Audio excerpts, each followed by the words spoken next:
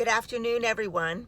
I'm coming from lunch, but I wanted to take just a moment to contact you and let you all know that we are 10 days out from our Engaging Culture Summit. It's going to be in Tallahassee at Christian Heritage Church, February the 8th. It will begin at 9 a.m. when we open the doors, but the actual summit will not begin until 10 a.m. That should give you plenty of time to get up and get there within 2 hours of driving time. It won't be too much of a burden for you on a Saturday morning. We're doing this to make as many people as possible able to attend. And I know most of you wait till the last minute to see, well, do I have anything? Well, do I want to go? I'm telling you, you need to purpose. You need to purpose in your heart to get to this event. We have 4 phenomenal speakers coming from around the United States. We have Bishop Tommy McGee is going to talk about alcohol and whether Christians should engage in alcohol. We'll let him tell you what the word says, and we'll discuss that. Then we have Michael Wade, who is one of our pastors in Sunshine Network. He has a private practice in Jacksonville area, and he'll be talking on gender dysphoria. Yes, gender dysphoria. And you may think, oh, that's crazy. We know that this is wrong. Yes, but many of our kids and our teens that are coming to our churches, in our youth groups, they are bombarded with this at school all the time.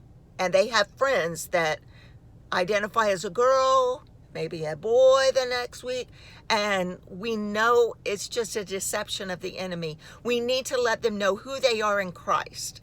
And this topic will be discussed there with Michael Wade. Then I have a friend, Christy Kane, is coming from Franklin Springs. She's the National IPHC Children's Director, and she has a degree in psychology, and she's going to be talking to us about suicide.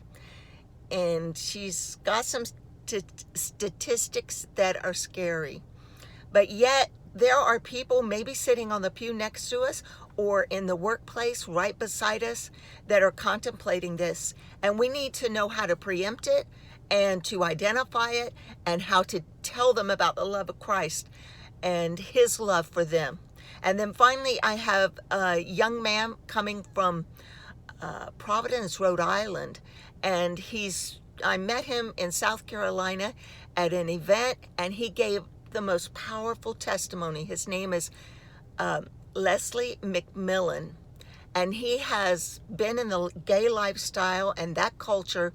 He's come out of it. He has a great testimony of redemption and the love of God, but he also will address how the church needs to deal with situations that may arise in the local church because of homosexuality.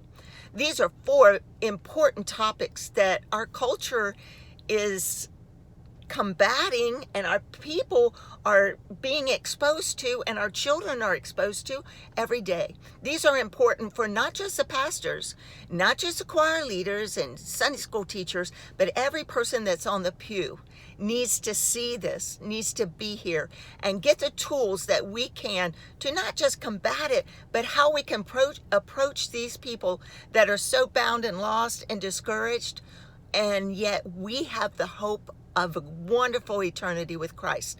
So be there. Don't postpone it. Don't wait. But we also need you to register, because if we're going to provide a wonderful lunch for you, and if you don't register, we don't know that you're coming. Okay? So we'll have your lunch ready. Go to snmiphc.org and register today. Bye.